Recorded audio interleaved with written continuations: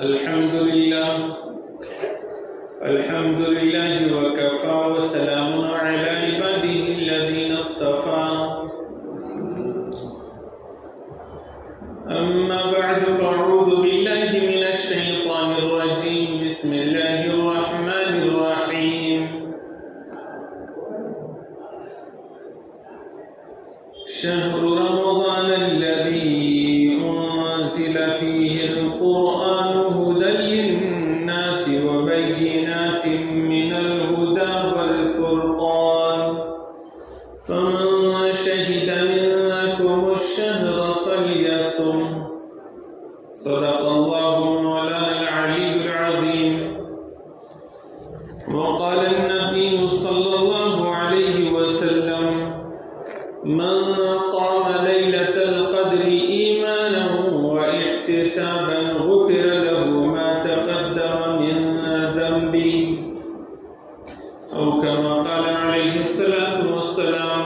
وصدق رسوله النبي الأمي الكريم نحن على ذلك لمن الشاهدين والشاكرين والحمد لله رب العالمين. محترم بزرگوں اور دوستو، ماہ رمضان المبارک چند دنوں کے لیے مہمان بن کر ہمارے پاس آیا تاکہ ہمیں تقوی کی دولت سے مالا مال فرمائے، ہمارے نام اعمال میں نیکیوں کا ذخیرہ کر دے، ہم پر اللہ کی رحمت نچھاور کر دے اور ہمارے گناہوں کو بخشوا دے، ہمیں جہنم سے آزاد کرا دے اور ہماری مرادیں آرزوئیں تمنائیں پوری کرا دے۔ یہ مہینہ چند دنوں کے لیے آیا، اب اس مہینے کی جو آؤ بھگت ہم نے کرنی چاہیے تھی اور جس طرح سے استقبال ہونا چاہیے تھا اور پھر جتنے دن بھی وہ ہے اس کی جیسی خاطر مدارات ہونی چاہیے تھی وہ ہم سے نہیں ہو پائی۔ یہ ضرور ہوا کہ ہم نے شروع رمضان میں رمضان مبارک کی آمد پر ذوق شوق اور بہت زیادہ اہتمام ظاہر کیا، لیکن پھر دھیرے دھیرے یہ مہمان یا تو ہمیں بوجھ محسوس ہونے لگا یا پھر اس مہمان کی جیسی خاطر مدارات کرنی چاہیے تھی ویسے نہیں کر پا رہے ہیں، اور دھیرے دھیرے اس مہمان کو تنہا چھوڑ کر اور اس ماہ مبارک کی عبادتوں سے پہلو تہی اور کوتاہی کرتے ہوئے ہم کبھی تو بازاروں کی رونق، کبھی دکانوں پر، کبھی اپنی دیگر مصروفیات کو بھی اب رمضان پر ترجیح دینے لگے۔ ماہ رمضان مبارک ایسا مہینہ ہے کہ یہ ایک مہینہ ہماری پوری زندگی بنا سکتا ہے۔ یہ ایک ایسا مہینہ ہے کہ یہی ایک مہینہ اگر صحیح طریقے سے گزار لیا جائے تو پورے سال بھر کے تقوی کا اسٹاک ہمارے پاس ہو، پورے سال بھر اللہ کی خیر ہمیں نصیب ہو، پورے سال بھر ہم اللہ کی رحمت کے مستحق بنے رہے، سال بھر ہم اللہ تعالیٰ کی حدود جائز اور ناجائز، اللہ تعالیٰ کے دیے ہوئے دنیاوی اسباب اور وسائل اور دنیاوی چیزیں اور دینی چیزیں دونوں کے ساتھ ساتھ ہماری زندگی گزرتی رہے۔ لیکن رمضان المبارک اس لیے ہے کہ ہم لوگ جائز دنیا کو بھی کچھ وقت کے لیے پیچھے چھوڑ دیں تاکہ رمضان المبارک کا مہینہ یکسوئی کے ساتھ اللہ سے لو لگاتے ہوئے گزرے۔ رمضان المبارک کا پورا کے پورا مہینہ ایسا ہے کہ یہ دنیا سے کٹ کر صرف آخرت کا بن کے رہنے کے لیے، یہ پورا کے پورا مہینہ اپنے جائز چیزوں کو بھی تھوڑا آگے پیچھے کر کے صرف اللہ کو خوش کرنے والے اعمال اور رمضان المبارک کے دیے ہوئے کام اس کو بڑی دلجوئی اور شوق اور جذبے سے کرنے کا مہینہ ہے، تب جا کر وہ دولت جو رمضان لے کر آیا ہے وہ ہمیں نصیب ہوتی۔ حضور صلی اللہ علیہ وسلم اور صحابہ کرام کا رمضان کیسے گزرتا تھا؟ آج ہمارے اوپر غفلت چھائی ہوئی ہے۔ غفلت کہتے ہیں کہ دنیا کو آخرت کے مقابلے پر ترجیح دینا۔ غفلت کی حقیقت کیا ہے؟ غفلت کی حقیقت یہ ہے کہ بندہ اللہ کو یاد رکھتے ہوئے چلتا ہے، پھر ایسا ہونے لگتا ہے کہ اللہ کو بھول جاتا ہے، بس دنیا ہی دنیا یاد رہتی، تو اس کو غفلت کہتے ہیں۔ اور اللہ تعالیٰ نے رمضان کا پورا مہینہ ایسا رکھا ہے کہ اس میں غفلت ذرا بھی نہ ہو۔ اس پورے مہینے میں ہر وقت اللہ یاد رہے۔ اسی لیے جو لوگ رمضان المبارک کی قدر کرنے والے ہوتے ہیں، کبھی تو وہ پورا مہینہ اپنے کاموں سے چھٹی لے لیتے تاکہ یہ دنیا کے کام اور دھام ہمیں رمضان میں اللہ سے غافل نہ کر دے اور پھر ہم رمضان کی ناقدری کرنے والوں میں شمار نہ ہو جائے۔ حضور صلی اللہ علیہ وسلم میرے اور آپ کے آقا رسول مقبول صلی اللہ علیہ وسلم رمضان المبارک شروع ہوتا تو اپنے آپ کو بس یکسو کر لیتے، اور جو سال بھر سرکار کی عبادتوں کا حال ایسا کہ کبھی رات میں کھڑے ہوتے تو آپ کے پائے مبارک ورم فرمایا جایا کرتے،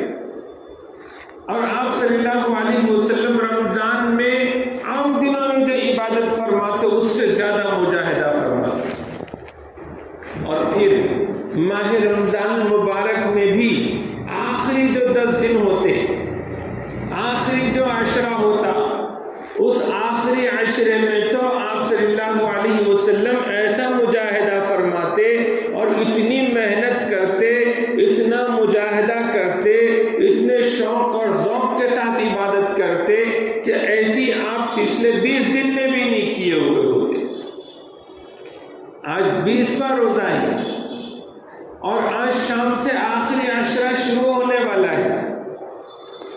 تو یہ آخری عشرہ حضور صلی اللہ علیہ وسلم پہلے 20 دن میں جو مجاہدہ فرماتے اس سے زیادہ مجاہدہ اور عبادت اور ریاضت کے ساتھ آخری 10 دن آپ صلی اللہ علیہ وسلم گزارتے۔ اسی طرح سے صحابہ بھی اور سلف صالحین بھی اور آج بھی اللہ والے ایسے موجود ہیں کہ جن کا رمضان ہمارے جیسا نہیں ہوتا کہ شروع میں تو مسجدیں بھرا دی ہم نے اور اس کے بعد میں پھر جب آخری دن آئے تو پھر آخری عشرہ جو سب سے زیادہ قیمتی حصہ تھا ماہ رمضان المبارک کا، جس میں رمضان المبارک کا کچھ دینے والا ہے، ایسے موسم میں جیسے کہ ایک موسم آتا ہے پھلوں کا، اور پھلوں کا جیسے ہی موسم آیا تو شروع کے حصے جو ایسے ہوتے ہیں کہ جس میں پھل ابھی کچے ہیں یا پھر کچھ پکے ہوئے ہیں، لیکن آخری حصہ جو موسم کا ہوتا ہے وہ بہت ہی زیادہ ثمر آور ہوتا ہے، بہت ہی زیادہ پھلوں کے پکنے کا اور پھلوں سے بہت زیادہ فائدہ اٹھانے کا ہوتا ہے۔ تو ایسے ہی آخری 10 دن ہوتے ہیں رمضان المبارک کے، تو ان آخری 10 دنوں میں جبکہ خوب اللہ کی طرف متوجہ ہونے کے ہوتے ہیں تو ہمارے یہاں پر ہم لوگ اس سے دور ہوتے چلے جاتے ہیں اور دنیاوی مشاغل کی طرف زیادہ لپکے رہتے ہیں، جمے رہتے ہیں۔ لیکن آج بھی اللہ والے ایسے ہیں کہ جن کا پہلا حصہ جیسے گزرتا ہے اس سے اچھا دوسرا حصہ گزرتا ہے۔ حدیث میں فرمایا گیا کہ رمضان المبارک کا پہلا حصہ رحمت، دوسرا حصہ مغفرت اور تیسرا حصہ جہنم سے آزادی، جہنم سے اپنی گردنوں کو چھڑانا۔ تو آخری عشرے میں تو اور بھی زیادہ عبادتوں کا ماحول ہوتا ہے۔ ہم میں سے ہر ایک کو چاہیے کہ ہم آج ہی سے اپنے ہونے والی پچھلی کوتاہیوں کو اللہ کے سامنے رو دھو کر اللہ تبارک و تعالیٰ کے سامنے مانگ مانگ کر ہم پچھلی کوتاہیوں کو معاف کرائیں، اور یہاں سے آگے جو 10 دن ہیں ان 10 دنوں کی ایسی قدر کر لے کہ ہماری یہ پچھلی کوتاہیاں بھی اللہ معاف فرما دے، اور پھر یہ آخری عشرہ ہمیں اللہ کی رحمت کا مستحق بنا دے، جہنم سے آزادی کا پروانہ ہم سب کو مل جائے۔ کیا بعید ہے اللہ کی رحمت، اللہ ایسی رحیم ذات، کریم ذات کہ اس نے اگر وہ رحیم نہ ہوتا، کریم نہ ہوتا تو یہ مہینہ ہی ہمیں عطا نہیں فرماتا۔ اللہ تعالیٰ نے یہ مہینہ عطا فرمایا، میں اور آپ اس میں سانس لے رہے ہیں، یہ اس بات کی علامت ہے کہ اللہ تعالیٰ ہم کو نوازنا چاہتے ہیں، ہم پر کرم کرنا چاہتے ہیں۔ اور کتنی بدبختی کی بات ہوگی کہ اللہ خود نوازنا چاہے اور ہم اپنے آپ کو اس کی نعمتوں کا، اس کی نوازشوں کا مستحق نہ بنا پائے، کہ اللہ تو مغفرت کرنا چاہے لیکن ہمارے ہاتھ ہی نہ اٹھے اللہ کے سامنے معافی کے لیے۔ اللہ رب العزت رحمت کرنا چاہے لیکن ہم ہے کہ اللہ کی رحمت سے بے نیاز ہو کر بیٹھے رہے۔ ذرا اندازہ کرو ہم میں سے کون ایسا ہے جس کو اللہ کی رحمت کی آج ضرورت نہ ہو یا کبھی ضرورت نہ ہو۔ انسان تو بنایا ہی محتاج گیا ہے، پھر موقع موقع سے ایسے حالات آتے رہتے ہیں جو حالات ہم کو بتلاتے ہیں کہ دیکھو ابھی تم غفلت میں ہو ورنہ اللہ کی پکڑ سے کوئی باہر نہیں، اور تم اللہ کے ہی محتاج ہو، اور تمہاری اللہ ہی مدد کر سکتے ہیں، اور تمہیں اللہ ہی نواز سکتے ہیں، تمہارا اللہ کے سوا کوئی مولا نہیں، اللہ کے سوا تمہارا کوئی والی نہیں۔ اس وقت میں جو حالات ہیں میرے اور آپ کے انفرادی حالات ہو، ذاتی زندگی کے اوپر بیتنے والے کچھ حالات ہو، معاش کے ہو یا پھر دیگر حالات ہو، اولاد کے، بیوی بچے کے، دوست احباب یا خاندان، یا پھر ہمارے اپنے بستی کے نظام، یا پھر ہمارے اپنے ملک کے جو سیاسی حالات ہیں، سماجی اور معاشی حالات ہیں، اسی طرح سے عالمی حالات ہیں، مسلمانوں پر جو دن آئے ہوئے ہیں، یہ سب وہ حالات ہیں کہ جو چیخ چیخ کر کہہ رہے ہیں کہ ایسی بھی کیا سرکشی ہے بندے، ایسی بھی کیا بے رخی ہے بندے کہ تو اللہ کے سامنے جھکنے کو تیار نہیں ہے، تو اللہ کو اپنے رب کو منانے کو تیار نہیں ہے، تم اپنے آپ پر جو جلنے والی جہنم کی آگ ہے اس کو بجھانے کے لیے تیار نہیں ہے، تو ابھی بھی نہیں سمجھتا کہ تجھے اللہ کی رحمت کی ضرورت ہے، تجھے ابھی بھی نہیں سمجھ میں آتا کہ اللہ رب العزت سے تجھے بنا کے رکھنے کی ضرورت ہے، کیا تجھے ابھی بھی سمجھ میں نہیں آتا کہ اللہ کے سوا کوئی نہیں ہے تمہارا؟ تو پھر کیوں رمضان المبارک کی پھر قدر نہیں ہو رہی ہے؟ یہ آخری عشرہ، یہ خصوصی عبادتوں کا عشرہ ہے، یہ عشرہ تو ایسا ہے کہ جو لوگ کسی درجے میں پہلے 20 دن دنیاوی کاموں سے لگے ہوئے تھے انہوں نے بھی اپنے دنیاوی کاموں کو کم کر کے اس آخری عشرے میں اپنے آپ کو اور زیادہ اللہ کی عبادتوں میں لگانا چاہیے۔ یہ آخری عشرہ یہ وہ عشرہ ہے کہ جس میں قرآن کریم نازل ہوا۔ یہ پورے رمضان المبارک کو اللہ تعالیٰ نے جو عظمت والا بنایا اور جو اس کو کریم بنایا تو وہ کس وجہ سے؟ کیونکہ اس میں قرآن کریم نازل ہوا، اور پھر اس مہینے میں بھی قرآن کریم جو نازل ہوا تو آخری 10 دن میں ہی، آخری عشرے میں، تو آخری عشرے کا پھر یہ 20 دن کے مقابلے میں زیادہ عظمت والے بنائے گئے، زیادہ اس کو کرامت والے بنائے گئے۔ یہ آخری جو 10 دن ہیں تو یہ اصل میں شب قدر کی تلاش کے دن ہے، وہ شب قدر جس کے بارے میں بتایا گیا کہ وہ ایک رات ہے جو 1000 مہینوں سے افضل ہے، کہ ایک آدمی اس ایک رات میں عبادت کر لے اور ایک آدمی 1000 مہینے تک عبادت کرتے رہے تو اس شب قدر میں ایک رات عبادت کرنے والا اس سے ثواب میں بڑھ جائے گا۔ تو شب قدر ایسی کہ جس کے بارے میں قرآن کریم میں ایک مستقل سورت نازل ہوئی، سورت القدر،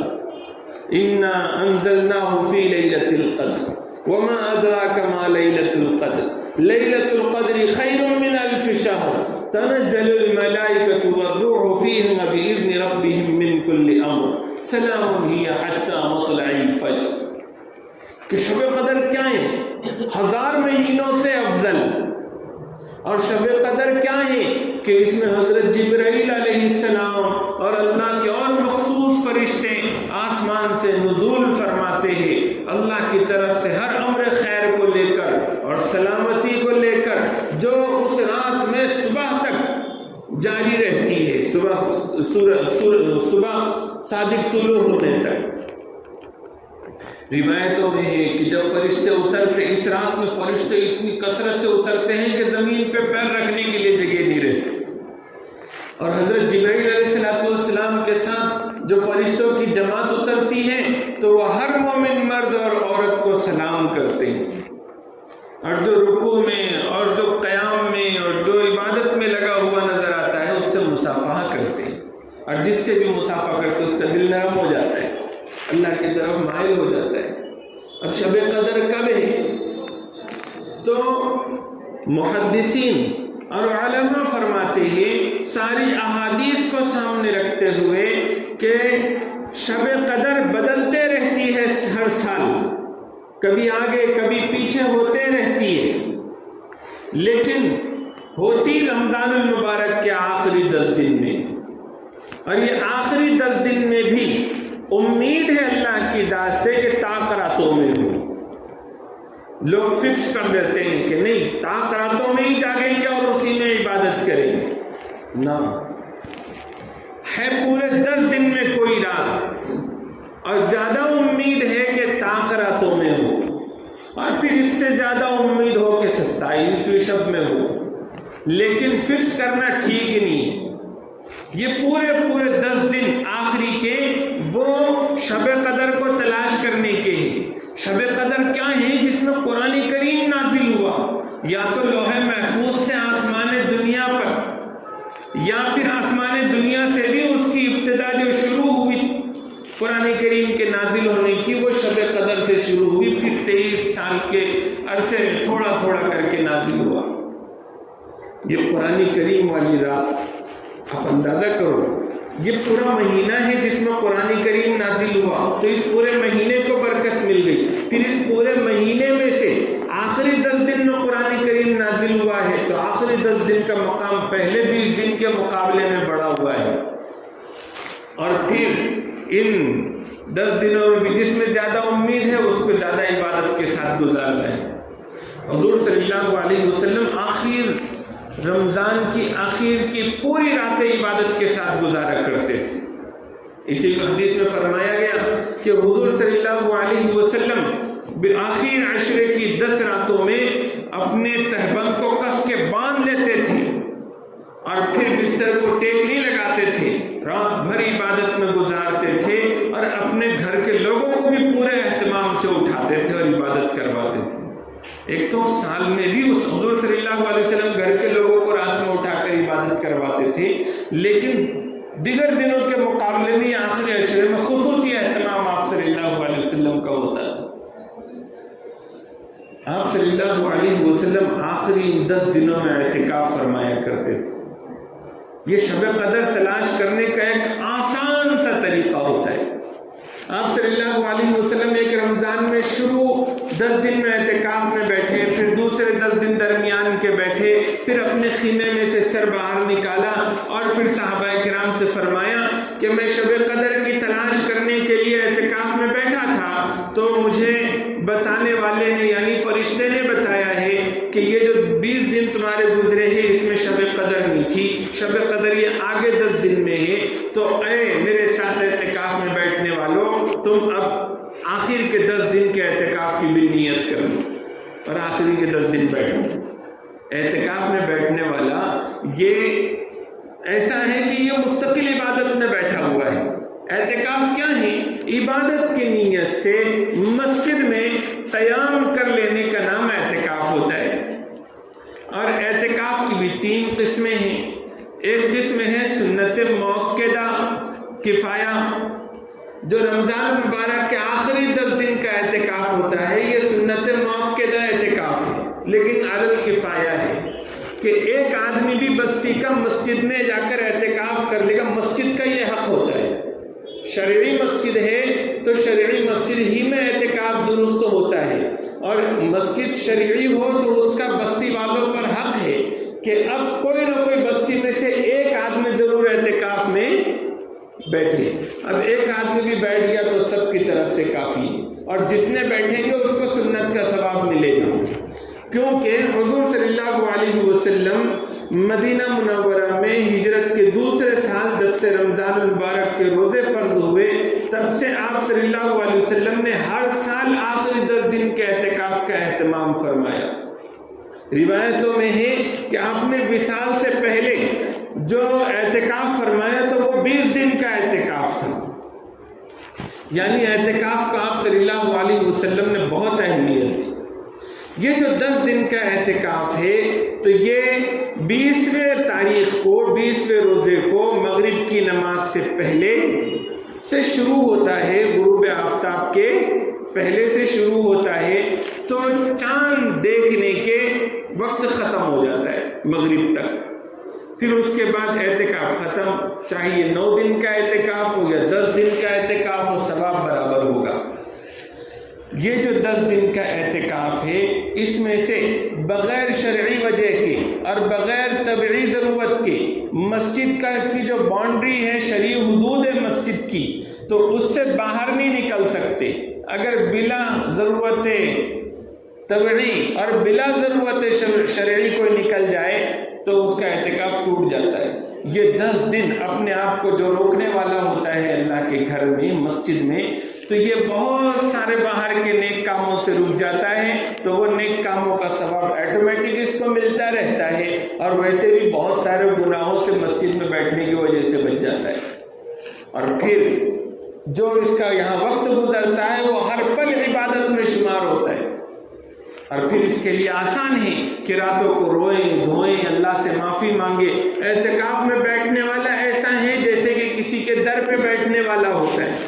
کسی کریم کے در پر۔ اب اللہ سے بڑا کریم بھلا کون ہو سکتا ہے جو اس کے در پہ بیٹھ جائیں، اپنے گھر کے مسئلے رکھیں، اپنے پریوار کے خاندان کے مسئلے اللہ کے سامنے رکھیں کہ جب تک آپ ہماری ضرورت پوری نہ کرے ہم تو بس یہیں پر پڑے رہیں گے اللہ، تو اللہ کی وہ کریم ذات کیا وہ حاجتیں ہماری پوری نہیں کرے گی؟ یہ آخری جو 10 دن ہے تو یہ اعتکاف والوں کے لیے تو بالکل بہت ہی قیمتی چیز ہے۔ تو جو یکسو ہو سکتے ہیں پورے طور پر تو وہ یکسو ہو جائے اور پورے وقت کا اعتکاف کرے۔ خواتین کے لیے بڑی آسانی کہ وہ اپنے گھر ہی میں جو عبادت کے لیے مخصوص جگہ ہے اس کو مخصوص کر لے اور وہاں پر وہ اعتکاف میں بیٹھے۔ مردوں کو اس طرح سے شرعی مسجد چھوڑ کر کسی ہال میں اور کسی عبادت خانے میں یا پھر گھر کے کسی کونے میں مردوں کے لیے اعتکاف کرنا جائز نہیں اور ثابت بھی نہیں، لیکن خواتین کو یہ سہولت ہے کہ وہ گھر کے کسی کونے کو مخصوص کر کے عبادت میں وقت گزارے، وہ اس کا اعتکاف ہوگا۔ حضرت امام محمد رحمۃ اللہ علیہ کے نزدیک نفل اعتکاف تو اتنا بھی ہو سکتا ہے کہ آپ مسجد میں آئیں اور آنے کے بعد آپ نے نیت کر لی اعتکاف کی کہ میں جب تک مسجد میں رہوں گا اعتکاف سے ہوں، نیت کر لی، تو اب جب تک مسجد میں بیٹھیں گے آپ اعتکاف میں شمار ہوں گے۔ تو جو 10 دن نہ بیٹھ سکے وہ 3 دن 4 دن 5 دن یا کم سے کم جب بھی مسجد میں آئے تو وہ اعتکاف کی نیت فرما لے تو اس کو اعتکاف کا ثواب ملے گا۔ لیکن آخری 10 دن جو ہے نا وہ پوری کی پوری عبادت کے ساتھ اکثر و بیشتر صرف اعتکاف کرنے والوں کو نصیب ہوتی ہے، جس میں ان کو یقیناً شب قدر نصیب ہو جاتی ہے۔ حضور نے فرمایا کہ جس کو شب قدر مل گئی اس کو خیر مل گئی، اور جو شب قدر سے محروم رہا تو حقیقت میں وہ بد نصیب آدمی ہے کہ جو ساری خیر سے محروم رہا۔ دوسرے نمبر پر کوشش یہ ہو سکتی ہے کہ اعتکاف میں نہیں بیٹھ پا رہے ہیں تو ہم اپنی ترتیب یہ بنا لیں کہ روزانہ ہم رات کا وقت اللہ کی عبادت کے لیے خاص کر لیں گے، دن میں کچھ دنیا کے کام اور کچھ آرام کر لیں گے، اور رات کا وقت خاص اللہ کو دے دیں گے اور خاص اللہ کی عبادت کے لیے پورے رمضان کے آخری دنوں میں رکھیں گے۔ اس سے بھی انشاءاللہ شب قدر نصیب ہوگی۔ تیسری کوشش یہ کر لے کم سے کم، اگر یہ نہ کر سکتے ہو کہ بھئی کم سے کم طاق راتوں میں زیادہ امید ہے تو طاق راتوں کا اہتمام ہم کر لے کہ رات میں مغرب سے جو عبادتوں کا سلسلہ شروع کریں تو صبح صادق تک ہم عبادتوں میں مشغول رہے، جس میں سحری بھی ہو، تہجد بھی ہو۔ تو اس طرح سے ہم شب قدر کے کچھ نہ کچھ تلاش کرنے والوں میں شمار ہوں، اور اللہ نے ان طاقتوں میں سے اگر کوئی رات شب قدر کی رکھی ہو تو وہ بھی نصیب ہو جائے گی۔ یہ آخری جو 10 دن ہے یہ بہت اہتمام کے ساتھ اور بہت اللہ رب العزت کی طرف متوجہ ہونے کے 10 دن ہیں کہ یہ رمضان المبارک اچھا خاصا حصہ اب رخصت ہو چکا ہے، اب تھوڑا بہت حصہ بچا ہوا ہے۔ یہ جو تھوڑا سا حصہ گزرنے والا ہے تو یہ رمضان المبارک کے گزرتے وقت میں ایمان والوں کو تو ایک یہ بھی چیز ہونی چاہیے کہ رمضان المبارک ہم سے رخصت ہونے والا ہے، یہ ہمارے اوپر بڑا عظیم مہینہ مہمان بن کے آیا، یہ بڑا کریم مہینہ، عظیم اس اعتبار سے کہ اس کا حق بہت بڑا ہے، اس کا حق بہت بڑا ہے۔ اسی لیے بعض روایتوں میں ہے کہ کل قیامت کے دن بہت سے لوگوں کے جہنم میں جانے کا ذریعہ یہ رمضان کا مہینہ بنے گا، کیونکہ وہ اللہ تعالیٰ سے لڑے گا اور جھگڑے گا کہ یہ آدمی وہ ہے جس نے رمضان المبارک کی قدر نہیں کی، تو جو رمضان کی خیر سے محروم رہا وہ بھی اس کو بھی بددعا دی گئی ہے کہ وہ اللہ کی رحمت سے دور ہو جائے، اور حضور صلی اللہ علیہ وسلم کی بددعا کا بھی وہ مستحق بنتا ہے۔ تو آخری یہ جو 10 دن ہیں تو اللہ کے واسطے یہ ایسا ہم بنائیں کہ یہ پورے کے پورے 10 دن یا تو اللہ کو دے دے، یا اکثر حصہ ہم یہ آخری رمضان کا ایسا رکھے کہ کم سے کم اللہ کو بتلانے کے لیے کہ دیکھو یہ 24 گھنٹے ہیں، تو 24 گھنٹے میں سے اللہ میں نے 13 گھنٹے آپ کو دیے ہیں اور 11 گھنٹے مجھ کو رکھے ہیں۔ کم سے کم ایسا تو ہم کریں کہ راتیں جتنی ہیں وہ کم سے کم اللہ رب العزت کی عبادتوں کے لیے خاص کریں، تو یہ رمضان کی قدر ہوگی کسی درجے میں۔ یہ تو عجیب بات ہے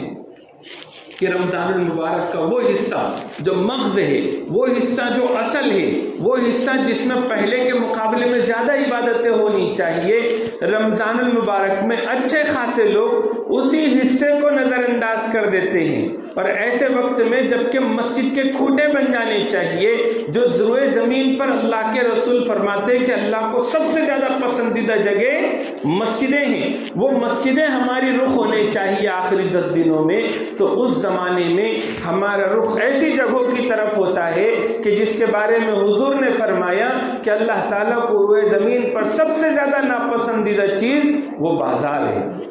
تو ہمارا زیادہ رخ بازار کی طرف ہوتا ہے، خریدی اچھے سے اچھے کپڑے خریدنے کی طرف، اچھی سے اچھی چیزیں خریدنے کی طرف۔ یاد رکھو کہ رمضان المبارک کا مہینہ گزرے گا، اس کے بعد عید کا دن اللہ تعالیٰ جو ہمیں نصیب کرنے والے ہیں، اس عید کا دن اچھے کپڑے پہننا، اچھی ٹوپی پہننا، اچھے چپل پہننا، گھر میں خواتین کو اچھے ڈریس پہنانا اور اچھا گھر کا ڈیکوریشن رکھنا، یہ یقیناً اللہ تعالیٰ کا یہ شکر ادا کرنا ہے کہ اللہ تعالیٰ تو نے ہمیں رمضان کا مہینہ عطا فرمایا، اس میں آپ نے ہماری مغفرت کر دی، آپ نے ہمیں جہنم سے آزاد کر دیا، اور آپ نے ہمارے اوپر رحم فرما کر ہماری دعاؤں کو قبول کرنا، یہ ہمارے گمان ہے کہ آپ نے قبول فرما لیا ہوگا۔ تو یہ جو اللہ آپ نے توفیق دی ہے عبادتوں کی، تو یہ ہم دیکھو اس پہ خوش ہیں، تو یہ خوشی دکھانے کے لیے ہوتی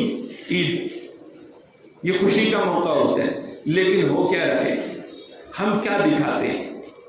ہم تو فرض نمازوں تک رمضان کے عید کی خریداری کے نام پہ، اور عید کے دن اچھا ڈیکوریشن اور اچھی چیز ہو تو ہم رمضان کے آخری عشرے میں فرض نمازوں تک ادھر ضائع کر دیتے ہیں، یا قضا کر دیتے ہیں، یا جماعت چھوڑ دیتے ہیں۔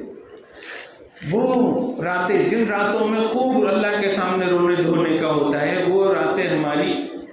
ادھر ادھر بازاروں میں دکان، یہ چکر، وہ دکان، وہ دکان، وہ دکان۔ حالانکہ یہ مسئلہ بھی ذہن میں رکھیں کہ عید کے دن جو اچھے کپڑے پہننے کا حکم ہے تو وہ یہ ہے کہ تمہارے پاس جو ہے، ہو سکتا ہے آپ نے رمضان سے پہلے خرید لیا ہو، اب رمضان کا آخری عشرہ ہے تو ہم توبہ کر لے بازار جانے سے کہ بہت سخت ضرورت ہوگی تو جائیں گے، لیکن نئے کپڑے کوئی سخت ضرورت نہیں ہے۔ ہمارے اپنے کباڑ میں، ہمارے اپنے گھر میں جو سب سے اچھا ڈریس ہے عید کے دن اس سے عید کر لیں، وہ مقصد ہے۔ یہ نہیں کہ بازار میں جو دکانوں میں سب سے اچھا کپڑا ہوگا وہی پہننا ہے، سب سے اچھی ٹوپی وہی ہونا جو بازار میں ہے، سب سے اچھا عطر جو بازار میں وہی لگانا ہے، یہ حکم نہیں ہے۔ اس کی وجہ سے ہم اپنے رمضان کی جو پہلے کی ہوئی جو تھوڑی بہت چیزیں ہیں وہ بھی رمضان کے اخیر میں ہم لٹا دیتے ہیں۔ پھر کس معنی کر ہم اچھے کپڑے پہنتے کہ اللہ ہم اپنی بدعمالیوں کی وجہ سے ہم نے سارے آخری عشرے کو غارت کر دیا، اس خوشی میں کپڑے پہن رہے، نعوذ باللہ۔ آخری عشرے کو خوب اپنے محفوظ رکھے، جو پچھلی کوتاہیاں ہوئی یہ آخری عشرے میں اس کو معاف کروا لے، صدقہ فطر کا اہتمام کرے، اس کے مسائل باریکی سے معلوم کرے، ہر حسب حیثیت کو جس کو اللہ تعالیٰ نے کچھ نہ کچھ دیا ہے تو اس کے اوپر صدقہ فطر واجب ہو جاتا ہے اپنی طرف سے، اپنے بچوں کی طرف سے، اور بیوی کو تو اس کو خود دینا ہے، لیکن بیوی کی طرف سے بھی اگر آپ دے دو اس کی اجازت سے تو ادا ہو جاتا ہے۔ تو اس طرح سے گھر میں